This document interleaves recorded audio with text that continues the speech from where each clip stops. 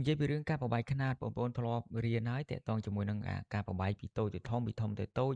ដោយការប្រើគុណឬក៏ប្រើការចែកចឹងទៅឬក៏យើងតម្លាក់តម្លៃលេខទាំងអស់នោះទៅតាមតារាងនីមួយៗហ្នឹងឯង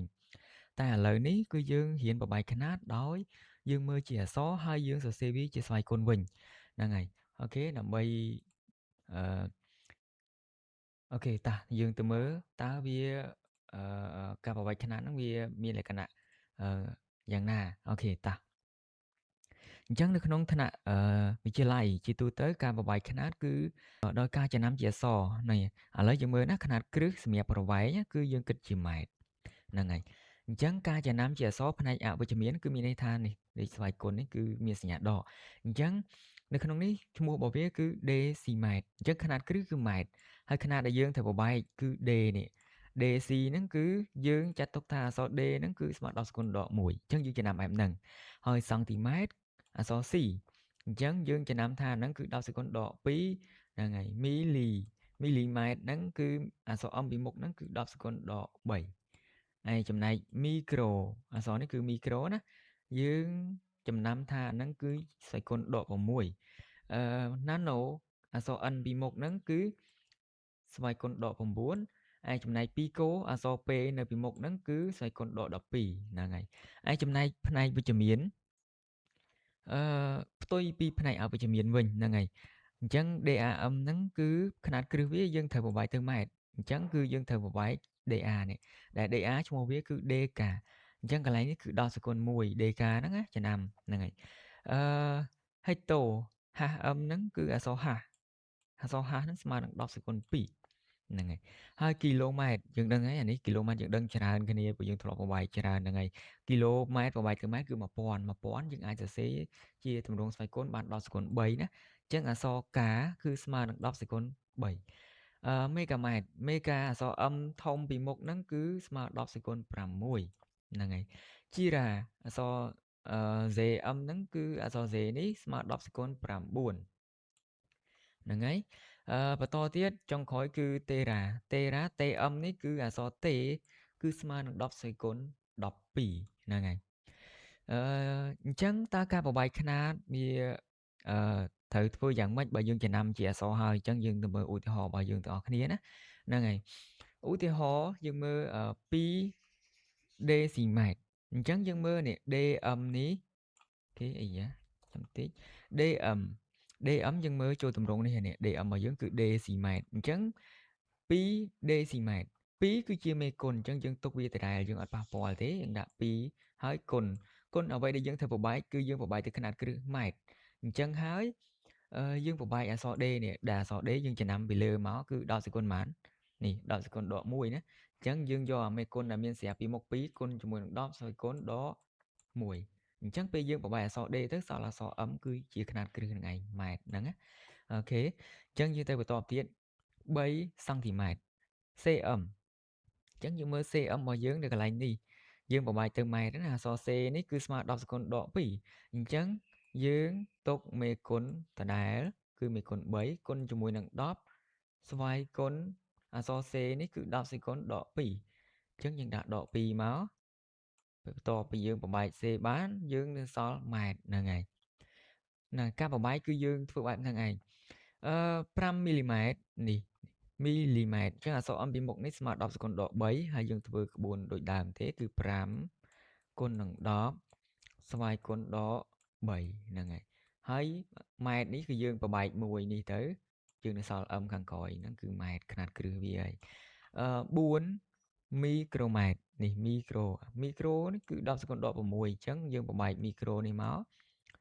មេគុណពីមុខ4គុណជាមួយនឹងស្វ័យគុណដែលយើងត្រូវប្របែកអូខេ10សគុណដក6ហើយសល់ຂະຫນាត់គ្រឹះគឺຂະຫນាត់ម៉ែត្រហ្នឹងហើយអញ្ចឹងយើងទៅបន្តទៀតនេះ2ណាណូម៉ែត្រអក្សរ N ពីមុខនេះយើងទៅមើលណាណូម៉ែត្រអក្សរ N ពីមុខហ្នឹងគឺ10សគុណដក9ហ្នឹងហើយអញ្ចឹងយើងសរសេរមក2គុណនឹង10ស្វ័យគុណដក9ម៉ែត្រហ្នឹងហើយទៅមុខទៀតគឺ7មីក្រូម៉ែត្រsorry ទៅមុខទៀតគឺ7ពីកូម៉ែត្រពីកូរបស់យើងអក្សរ P នេះគឺស្មើនឹង10សគុណដក12អញ្ចឹង dương ai sẽ xế bán bấm con nặng đóp xoay cún đó đọc bí hơi khăn cứ mày là ngày anh chẳng ca bảo bài khăn cứ nghi dụ bạn đang anh dừng còn này chỉ làm chia sò mà anh ấy này ở với chấm miến nè nè nè này ở với chấm miến là ngày là dương từ mơ này với chấm miến mà đó ok bảy d a âm chẳng d a âm dương từ mơ chung mua được cái này ní nè ok chung mua được cái này ní cứ dk mát chẳng dk mát được cái nón này xong rùm tí là mình số mờ chẳng dk mát bao giờ so dk da ní cứ smart đọc con mùi chẳng dương sẽ xem mấy con vía 7 là miền sáp con cho mùi nắng da đại dương đô bị da tới chỉ đọc sẽ con mùi nó dương đã mó hay khả năng bảo viết cứ mát nè ngay pram ha âm mà dương được nó ní cứ mua thá hết tổ mát chẳng là so ha ní smart đọc con pi chẳng dương sẽ tầm rong đôi khi thì ở kho khi thì còn là này vì chúng biết được này ở vì chúng miền tại phần đó chẳng ha và dương ní cứ smart đọc con pi hay dương một bài ha tới nó so cứ mát ngày và 8 km chẳng kilo và dương là so ca thọng ní cứ smart đọc con 7 chẳng dương sẽ 8 con nặng đọc xoay con 7 ហើយម៉ែត្រហ្នឹងហើយអូខេអញ្ចឹងយើងអត់ចាំបាច់គុណនឹង1000ទេយើងគ្រាន់តែគុណនឹង10គុណ3ទៅវាដូចគ្នាទេហ្នឹងហើយគ្រាន់តែមួយយើងគុណពលាទាំងអស់មួយទៀតយើងសរសេរវាជាទម្រង់ស្វ័យគុណអូខេយើងទៅបន្តទៀត5ហើយធំនិងតូចអញ្ចឹងឈ្មោះរបស់វាគឺមេកានេះយើងប្របែកទៅម៉ែត្រយើងត្រូវប្របែកអក្សរធំពីមុខហ្នឹងគឺអក្សរហ្នឹងគឺ10សេគុណ6អញ្ចឹងយើងអាចសរសេរបាន5គុណនឹង10ស្វ័យគុណ6ហើយຂະຫນາດម៉ែត្រហ្នឹងហើយបន្តទៀត6 zm របស់យើងអក្សរ z នេះគឺជីរ៉ានេះគឺ10សេគុណ9អញ្ចឹងយើងសរសេរមក5គុណនឹង10ស្វ័យគុណ9ហើយម៉ែត្រហ្នឹងហើយចុងក្រោយហ្នឹងហើយចុងក្រោយគឺ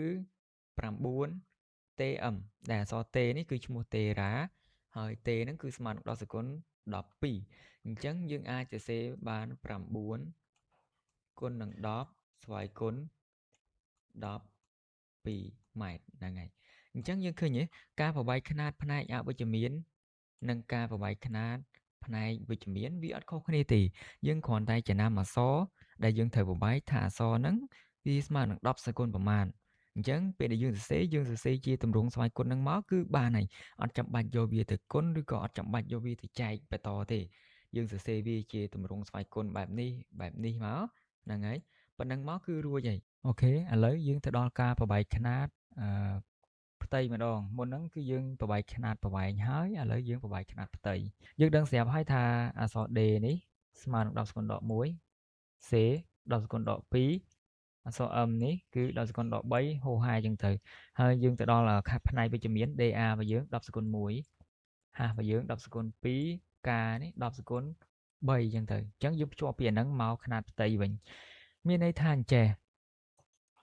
ចំពោះការគិតຂະຫນាតផ្ទៃគឺយើងមើលអក្សរដូចគ្នាឧទាហរណ៍ថា2 decimet carré អញ្ចឹងតើ2 decimet carré តើគេគិតយ៉ាងម៉េចអញ្ចឹងក្នុងនេះមេគុណរបស់យើងគឺលេខ2ហ្នឹងហើយអក្សរ D របស់យើងនេះគឺស្មើនឹង10ស្វ័យគុណនេះដក1ត្រូវហ៎អញ្ចឹងយើងដាក់សិនមក10សេគុណដក1ហ្នឹងហើយអញ្ចឹង10សេគុណដក1ប៉ុន្តែដោយសារຂະຫນាតខាងក្រោយរបស់យើងគឺគិតជាម៉ែត្រការ៉េអញ្ចឹងវាធ្វើឲ្យស្វ័យគុណឬក៏អក្សរ D ខាងមុខហ្នឹងវាត្រូវលើកជាការ៉េដែរយល់ទេអញ្ចឹងអាការដែលលើកជាការ៉េនេះវាមានហេតុផលផ្សេងទៀតអញ្ចឹងគូសុំលើកប៉ុណ្នេះខ្ញុំមកនិយាយណានេះលើកស្វ័យគុណមកប៉ុណ្នេះខ្ញុំមកនិយាយទៅមកផ្នែកហ្នឹងហើយអូខេអញ្ចឹងការលើកជាការ៉េឬក៏លើកជាគីបក៏ដោយស្វ័យគុណជាមួយនឹងមេគុណគឺគេអត់គិតដូចគ្នាទេហ្នឹងហើយឧទាហរណ៍មេគុណយើងយក2ការ៉េវាស្មើជាមួយនឹង2គុណនឹង2ត្រូវទេឬក៏5ការ៉េអញ្ចឹងទៅវាបាន5គុណនឹង5ប៉ុន្តែការលើកជាការ៉េឬក៏លើកជាគីបក៏ដោយចំពោះស្វ័យគុណយើងអត់ធ្វើបែបហ្នឹងទេ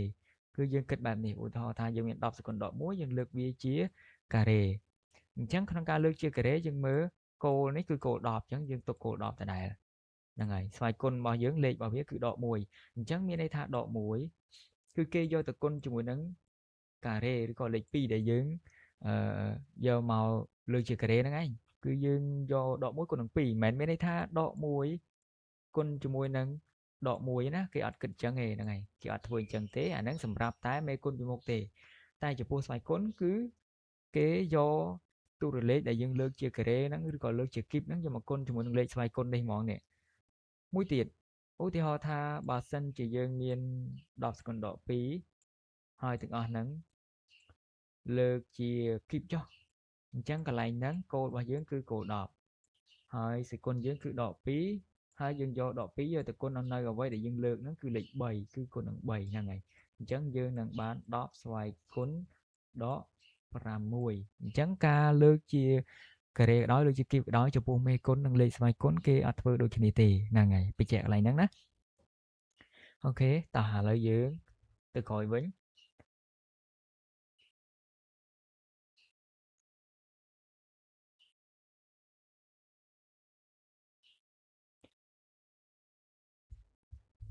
តោះឥឡូវយើង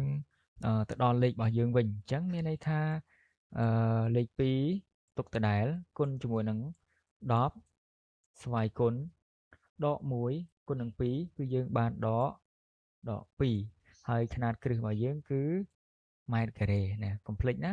ការប្របាយຂະຫນາດផ្ទៃរបស់យើងគឺគិតជាម៉ែត្រការ៉េហើយអាខាងលើនេះគ្រូគ្រាន់តែយកលំនាំຂະຫນາດប្រវែងឲ្យមើលទេហ្នឹងហើយអូខេអញ្ចឹងកន្លែងនេះលេខរបស់យើង2ដេស៊ីម៉ែត្រការ៉េគឺស្មើនឹង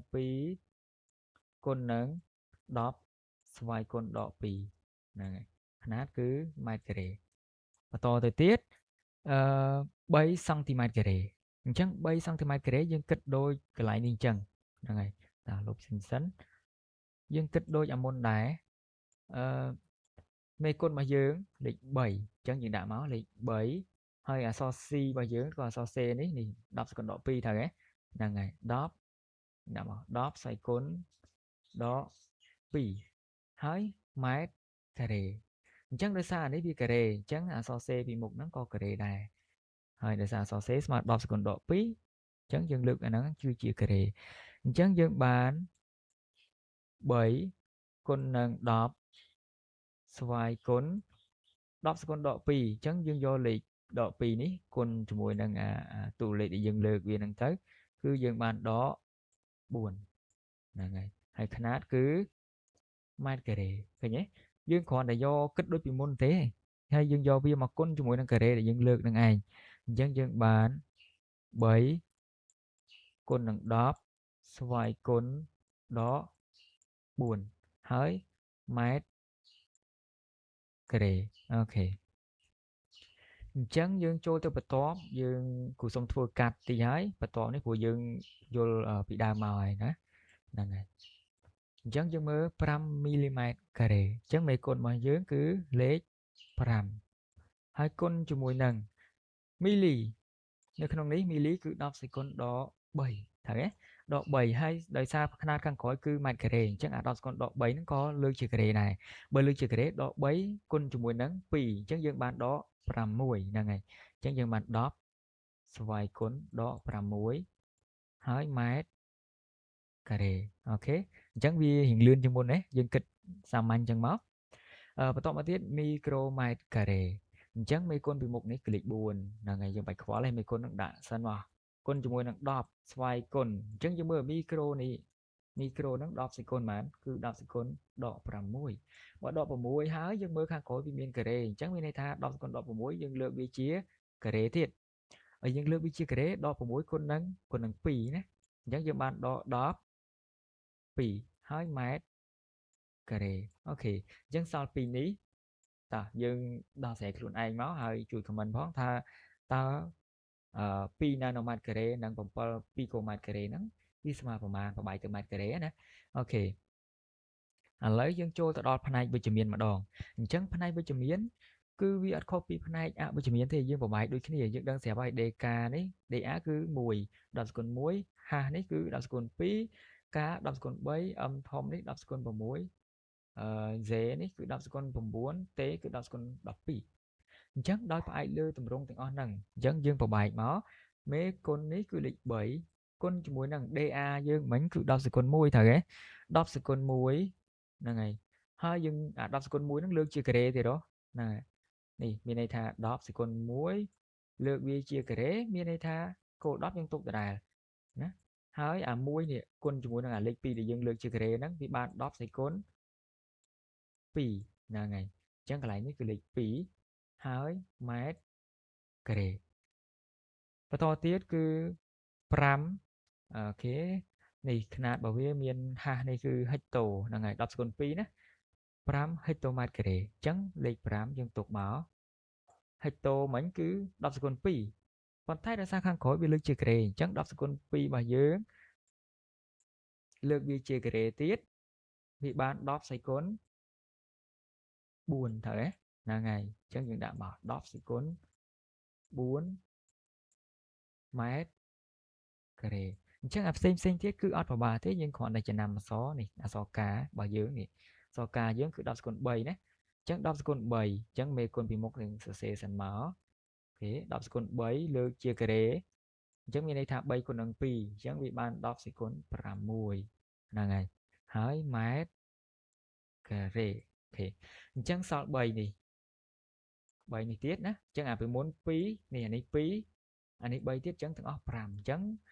បងប្អូនទាំងអស់គ្នាជួយធ្វើដំណោះស្រាយធ្វើហើយឃើញចម្លើយខុសក៏ដោយត្រូវក៏ដោយអាហ្នឹងយើងកុំតន់គិតវាជាគំនិតផ្ទាល់ខ្លួនរបស់យើងអញ្ចឹងជួយរកដំណោះស្រាយជួយរកចម្លើយខមមិនទាំងអស់គ្នាណាហ្នឹងហើយវីដេអូយើងមានតែប៉ុណ្្នឹងទេអរគុណច្រើនបាយ